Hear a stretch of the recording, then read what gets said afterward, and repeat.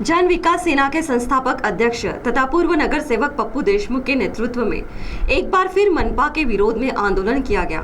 तो आइए जानते हैं इस आंदोलन के दौरान पप्पू देशमुख ने क्या आरोप किए।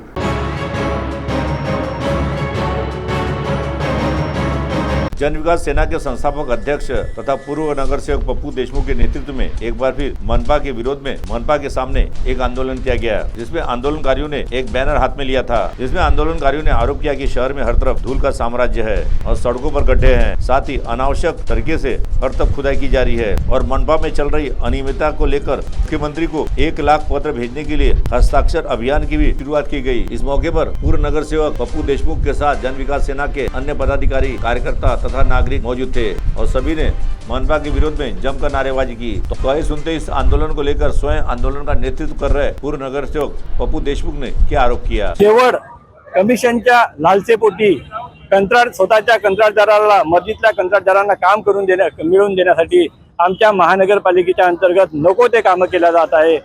100 कोटीची भूमिगत गटार योजना 15 वर्षापूर्वी तयार करण्यात आली होती, ती आता खड्ड्यात गेली। आता 506 कोटीची नवीन भूमिगत गटार योजना करत आहे। अमृत पाणी पुरवठा योजनेमध्ये पहिल्या 234 कोटी रुपये खर्च झाले, पण पाणी नाही मिळाले। पुन्हा 270 कोटीची नवीन योजना आणली। 20 वर्षापासून रस्ते बनवणे, रस्ते खोदणे यामुळे या शहरातील नागरिकांना आरोग्याच्या गंभीर समस्या निर्माण झाल्या।